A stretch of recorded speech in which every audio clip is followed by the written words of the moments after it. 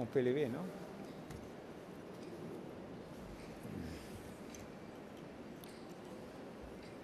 Bien sûr.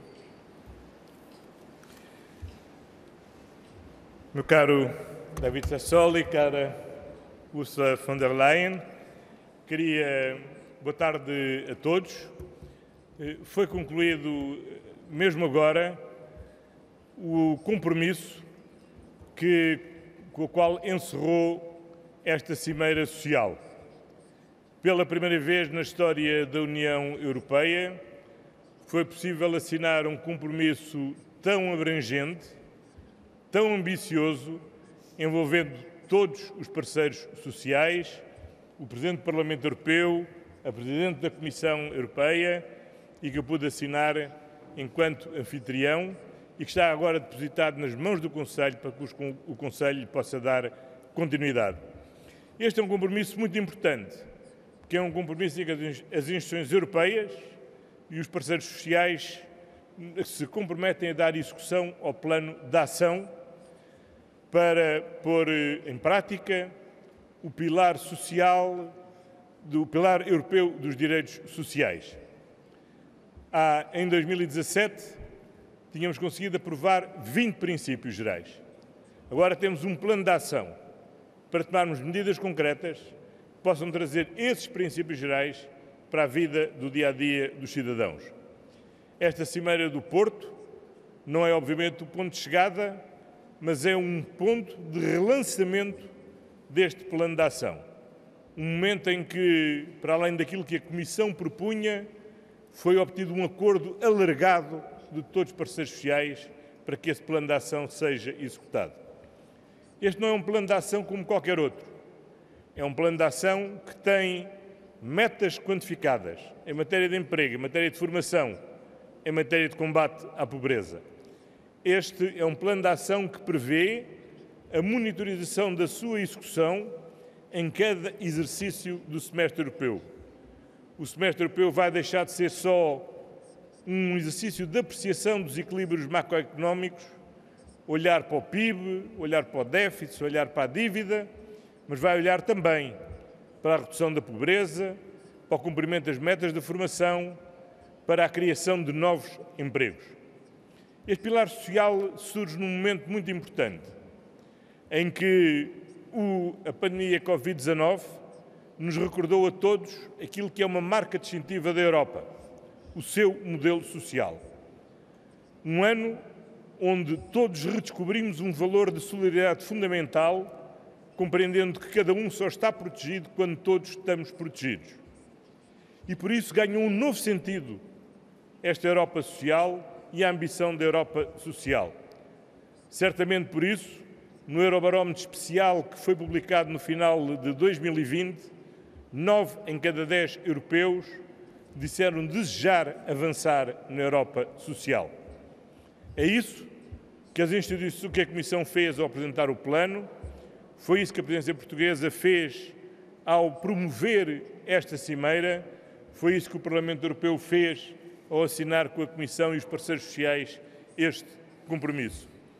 Creio por isso que podemos sair daqui com a esperança de podermos ter agora as bases para uma recuperação económica que seja baseada na dupla transição climática e digital, mas que seja também uma transição justa. E esta é também uma razão pelo qual este pilar surge num momento particularmente importante, porque as transições climática e digital impõem também enormes desafios do ponto de vista social, do emprego, da necessidade de formação, de requalificação profissional, de transição de um emprego para o outro, da oportunidade de criar mais e melhores empregos. E por isso podemos dizer aos europeus que esta transição vai ser uma transição verde, digital e justa. Quero, enquanto presidência rotativa da União, agradecer aos parceiros sociais o grande empenho que tiveram na construção deste compromisso, agradecer ao Parlamento Europeu a mobilização de todos os seus esforços e o contributo do seu relatório para esta cimeira, agradecer também ao Comitê Económico e Social e ao Comitê das regiões e, muito especialmente, agradecer à Comissão de Trabalho Conjunto que fizemos e a honra que tive de ser co-anfitrião desta cimeira com a Presidente da Comissão, Ursula von der Leyen. Muito obrigado, Ursula.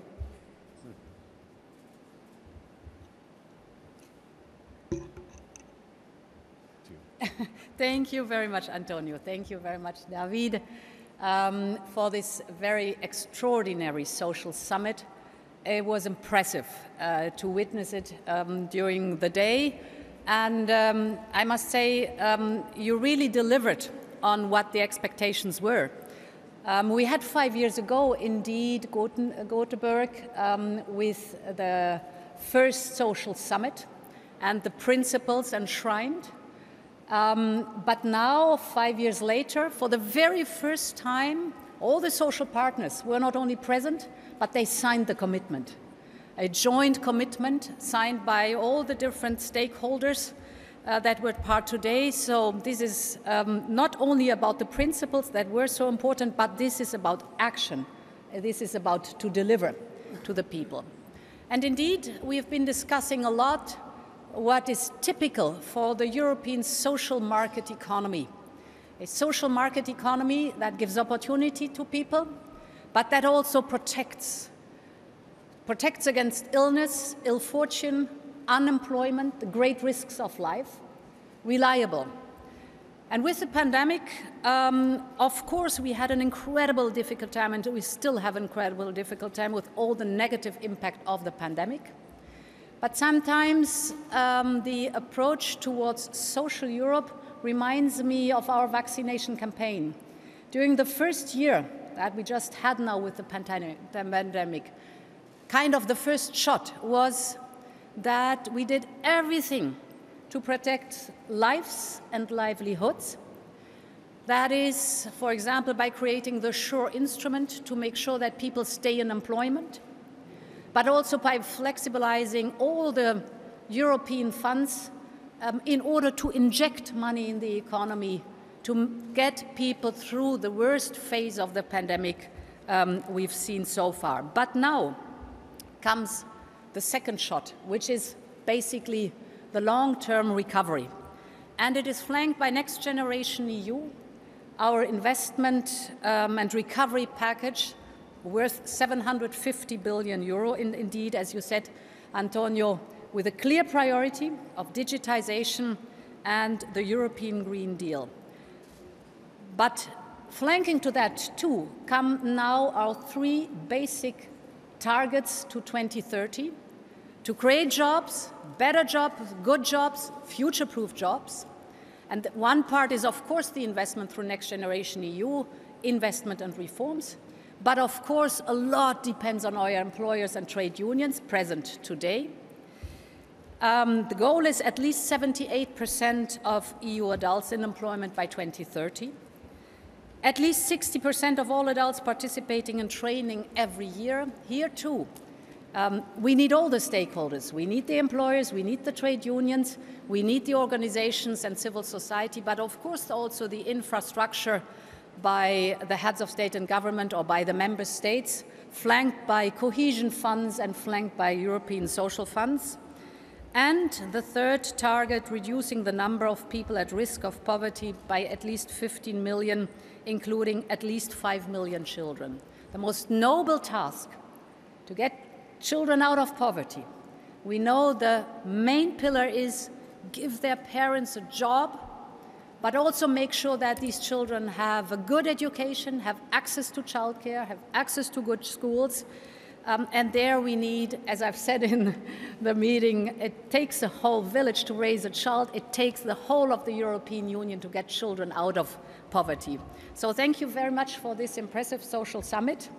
The delivery, it's about delivery, the motto of the Portuguese presidency. Grazie, buonasera. Grazie al primo ministro Costa, caro Antonio, grazie a Ursula, ma grazie a tutti coloro che hanno organizzato questo appuntamento e a tutte le parti sociali, imprenditoriali che hanno lavorato perché a Porto si mantenesse una promessa, perché noi siamo venuti a Porto per mantenere una promessa, che è quella che lo scorso anno le nostre istituzioni, le nostre forze politiche, le nostre forze sociali hanno detto quando stava cominciando la pandemia, che nessuno sarebbe rimasto indietro. E allora noi siamo venuti a Porto per mantenere questa promessa. E il testo che abbiamo firmato oggi e l'impegno del Primo Ministro Costa, della Presidenza portoghese, è stata quella di rimettere al centro dell'Unione Europea una politica sociale perché nessuno resti indietro. Questo è il motivo per cui siamo a Porto. E devo ringraziare tutte le istituzioni, i gruppi politici del Parlamento europeo, i nostri relatori, le parti sociali, i sindacati, il mondo dell'impresa, perché oggi noi abbiamo la possibilità di sviluppare delle politiche concrete che aiutino i nostri cittadini a superare questo momento così difficile, doloroso, in cui la perdita di lavoro è all'ordine del giorno, in cui i diritti delle persone possono tornare indietro. Quella di oggi è una grande giornata per l'Unione Europea, per i cittadini. E naturalmente adesso toccherà a tutti, alle istituzioni, alla nostra collaborazione, ma anche alla nostra discussione, mettere in campo delle azioni concrete.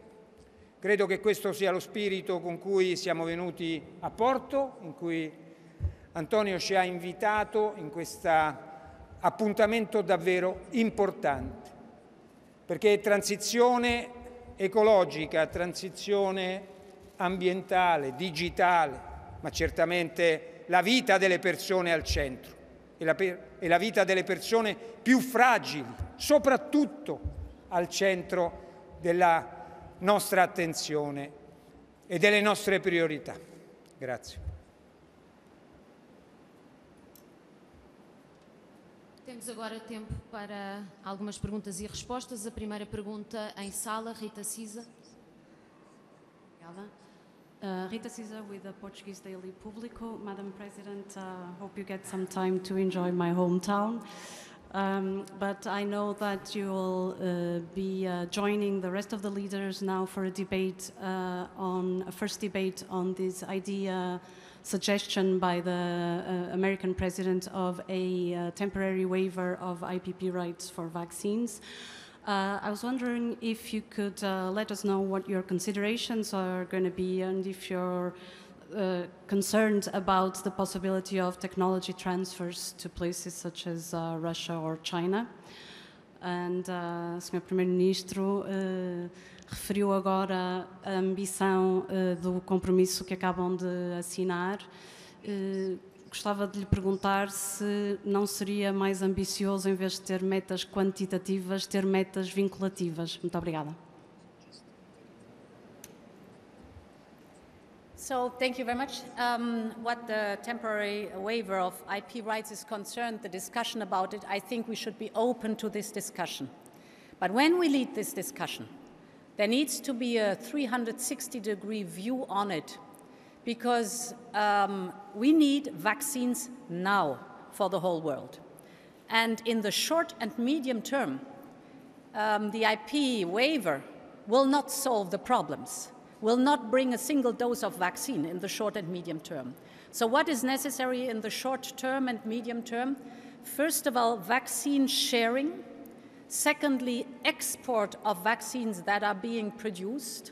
And the third is investment in increasing the capacity to manufacture vaccines. And very clearly on that, the European Union has started its vaccine sharing mechanism, for example, now being able to deliver 650,000 doses to the Western Balkan. And we are grateful that now also the vaccine sharing mechanism is being established for the Eastern Partnership. On the second topic, the export, The European Union is the only continental or region, democratic region of this world that is exporting at large scale. Around 50% of what is being produced in Europe is exported to almost 90 countries, including COVAX. It's 200 million doses so far that have been exported, and around about 200 million doses have been delivered to the European people. And we invite all those who engage in the debate of a waiver for IP rights also to join us, to commit, to be willing to export a large share of what is being produced in that region. And the third point, indeed, this is for all of us, the investment in capacities, not only in, for example, European capacities, but also to work with pharmaceutical companies to invest in capacities, for example, in Africa, to build up the capacities over time.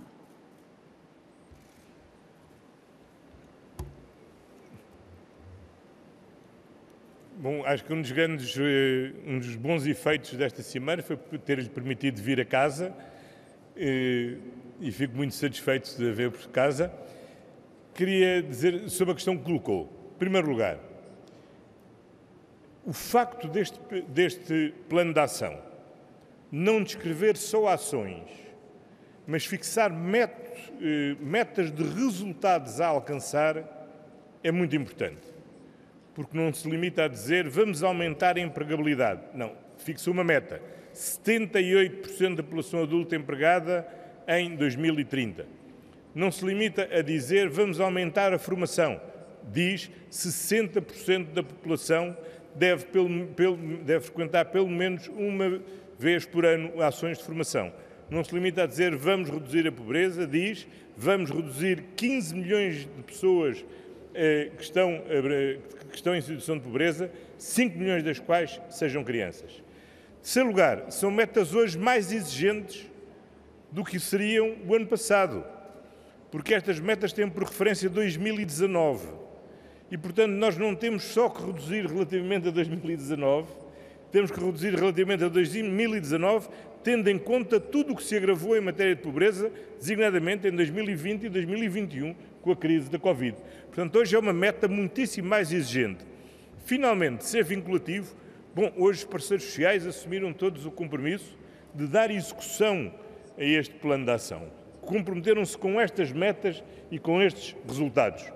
Amanhã, no final do Conselho, teremos uma conferência de imprensa para conhecer as decisões do Conselho e ver qual é o compromisso que o Conselho assume relativamente às metas propostas pela Comissão. Agora, eu acho que não podemos desvalorizar estas metas. Pelo contrário, foi um passo enorme que a Comissão deu e são metas mesmo muito ambiciosas à escala europeia. A próxima pergunta para Pascal Hansens, Agence Europe. Oui. Yes, hello. Pascal Hansens from Agence Europe. May I ask my question in French? If it's okay? Yes, you can. Yes? Yes. Okay, great. Let's go. Oui. Ma première question, c'est aujourd'hui, les partenaires sociaux ont remis un document à Charles Michel, qui n'est pas là, sur le PIB. Quelle est la prochaine étape par rapport à ce document? Est-ce que la Commission européenne, notamment, compte intégrer leurs propositions dans la révision du Social Scoreboard dans le cadre du semestre européen? Et ma deuxième question est plus pour Madame Ursula von der Leyen. Dans les plans de relance, il y a des objectifs chiffrés pour les investissements numériques, pour les investissements pour le verdissement, mais rien sur les aspects sociaux. Est-ce que la Commission européenne peut nous expliquer pourquoi elle a pris cette décision? Et est-ce qu'une fois que tous les plans nationaux seront remis à la Commission européenne, est-ce qu'elle sera en mesure de dire combien d'investissements ont été fléchés sur les aspects sociaux? Merci. Yes, thank you. So indeed, the decision, as you described correctly, has been taken because for the same reason as we have called this huge recovery plan Next Generation EU. Because if we are, as a European Union, backed by the member states, raising 750 billion euro on the capital market, that we have to pay back one day, it was and is for us all important that it is being strategically invested in future-proof priorities of the European Union that mitigates the risks coming up for the next generation and improves the perspective of the next generation. And indeed, the looming crisis behind the crisis of the pandemic, the bigger looming overarching crisis is climate change. Therefore, 37% of the so-called RRF is going into the European Green Deal. But we will not be able to, for example, be successful in the European Green Deal or being successful in the future without digitization. Therefore, indeed, the 20% in digitization and the social is self-explaining after what you've heard here today. Now, your question implies also, are we going to keep track?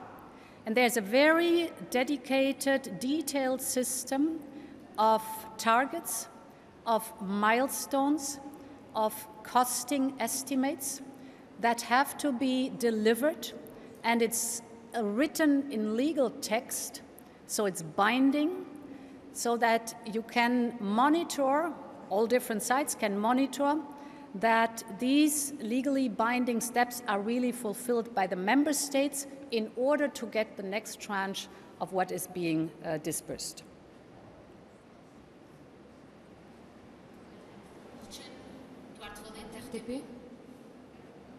Duarte Valente from RTP. I'll ask my questions in Portuguese, if you don't mind. Primeira pergunta para os três presidentes é saber se, depois do que ouviram da parte dos parceiros sociais durante a tarde de hoje, mantém o adjetivo histórico para o compromisso que foi alcançado na cidade do Porto. E, em segundo lugar, se a partir dessa conversa partilham da opinião do presidente Macron de que o Fundo de Recuperação e Resiliência já não é suficiente para ultrapassar a crise e que é preciso mais dinheiro para recuperar a economia europeia. Muito obrigado.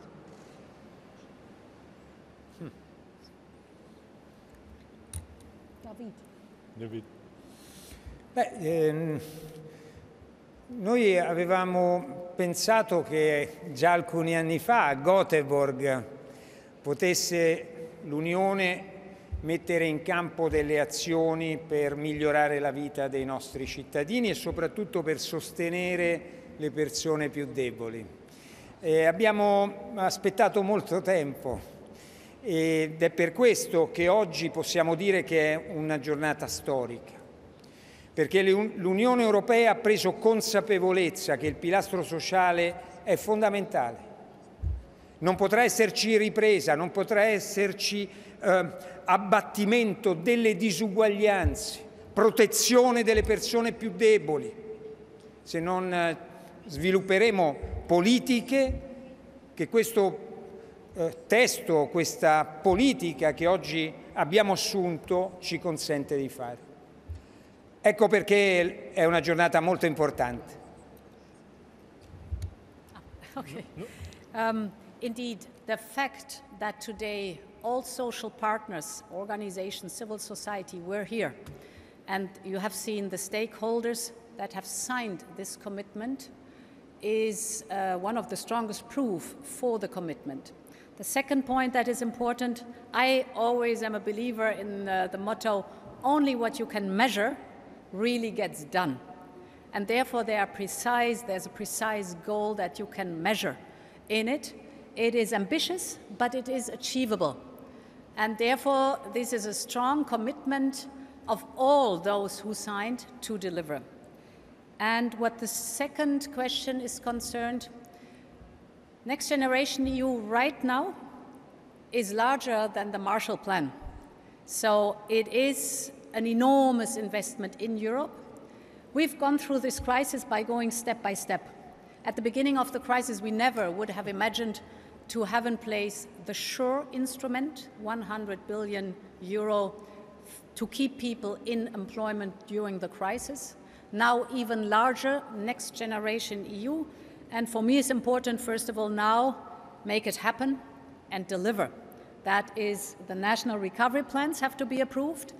All own resources decisions have to be ratified in the national parliaments. Before this isn't done, we cannot go to the market to raise money. So we have to prove right now that we're able to deliver. And that is, for me, the most important step right now.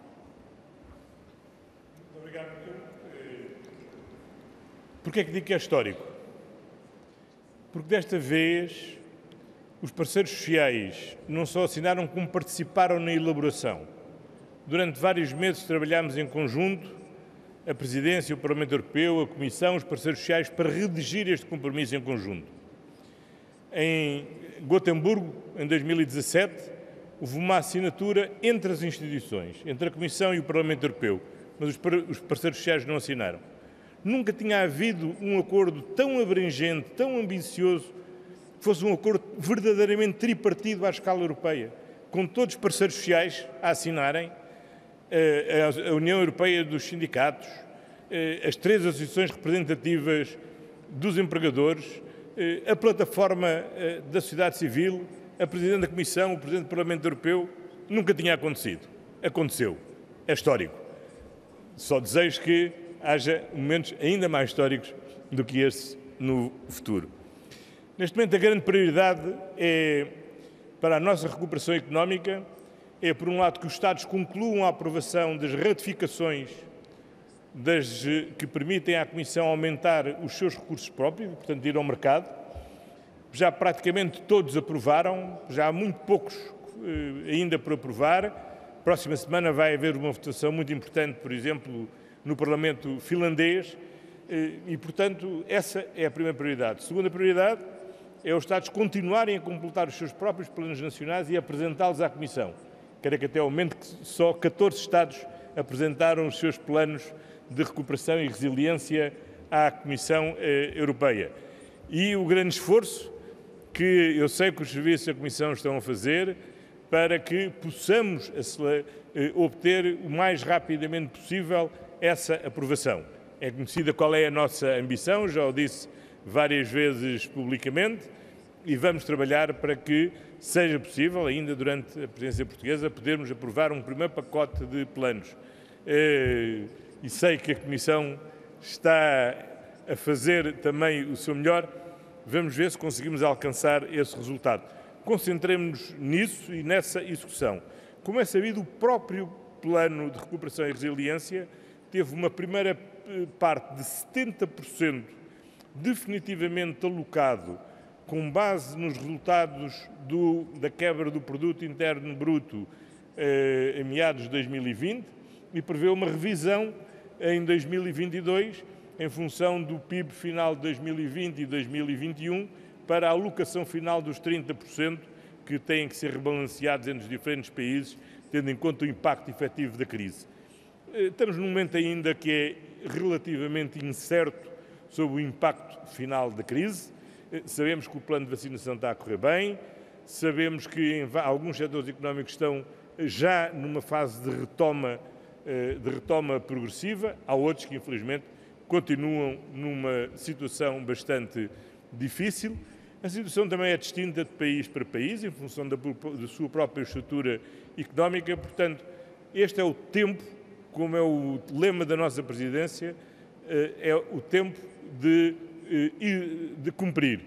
E cumprir significa aprovar as decisões de recursos próprios, elaborar os planos nacionais, aprovar os planos nacionais, para os planos nacionais em execução.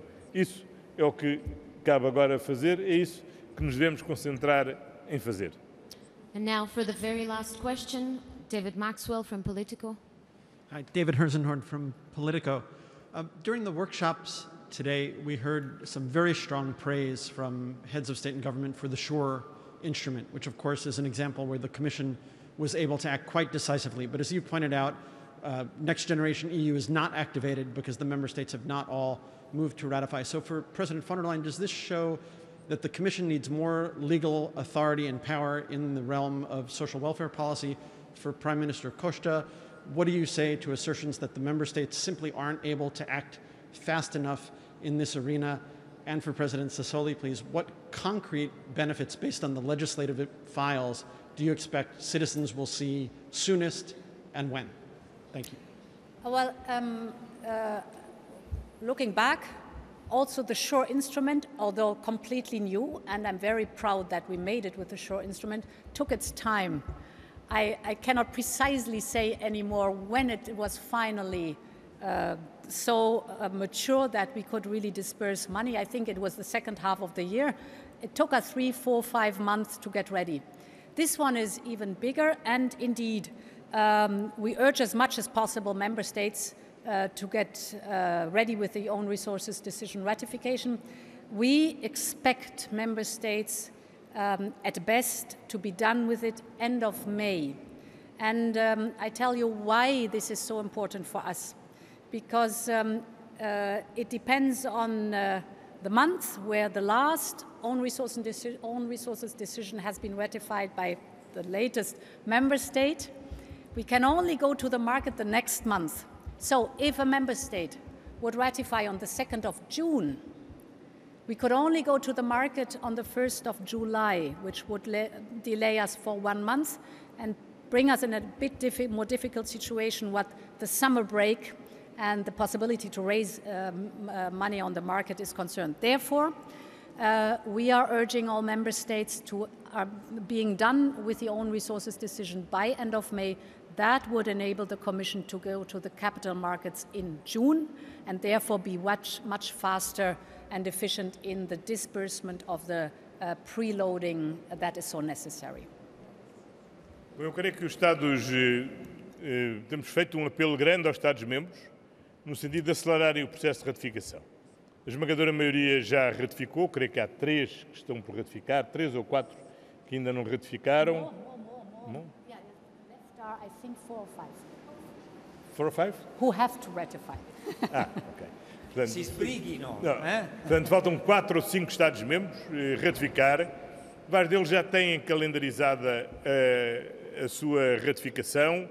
Alguns provavelmente aguardam pela ratificação uns dos outros, para se sentirem mais acompanhados na ratificação, no processo de ratificação final. Portanto, eu acho que estamos a entrar na reta final. Este fim de semana também terei a oportunidade de falar pessoalmente com alguns dos meus colegas para ver se é possível garantir, sem margem para dúvidas, o cumprimento deste calendário, que é um calendário que é decisivo, porque durante os meses de verão os mercados estão fechados e, portanto, se há aqui um atraso, isso significa que não é um atraso de um mês, é um atraso que nos pode tirar para o outono. E isso eu creio que todos temos consciência da gravidade da crise económica e social na Europa e, portanto, estamos que é necessário acelerar e não introduzir qualquer fator de atraso na execução deste plano, que é decisivo para toda a Europa, porque, tal como na vacinação, nós só estaremos todos, cada um de nós só estará protegido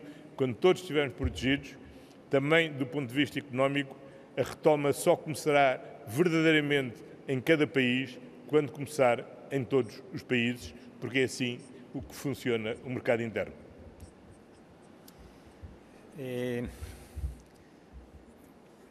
Sì, questa crisi ci dà tante lezioni. Ci dice dove dobbiamo migliorare, dove già abbiamo delle capacità, ci dice dove dobbiamo cambiare. E se guardiamo all'esperienza di questo anno, molte cose sono molto chiare. Dobbiamo diventare più resilienti. Dobbiamo aumentare la capacità di protezione delle persone deboli. Dobbiamo aumentare la nostra capacità sulla politica industriale. Dobbiamo lavorare sul digitale. Dobbiamo lavorare per politiche comuni. Dobbiamo aumentare il grado di solidarietà. E in questo anno ci sono state delle cose straordinarie. Perché hanno fatto bene la Presidente von der Leyen e il Primo Ministro Costa a ricordare l'esperienza dello SURE. Lo SURE è uno strumento di politica sociale che viene finanziato con bond europei, con debito comune. Ma se io avessi detto prima del Covid facciamo un intervento mettendo insieme il debito, mi avrebbero preso per velleitario. E invece in questo anno sono successe delle cose straordinarie. Noi vogliamo continuare nelle cose straordinarie. E ha ragione la Presidente e il Primo Ministro a richiamare i governi, i parlamenti che ancora non lo hanno fatto, a ratificare le risorse, l'aumento delle risorse proprie, che ci consentirà di andare sui mercati e di avere successo, perché l'Unione Europea e i bond che emetterà avranno grande successo.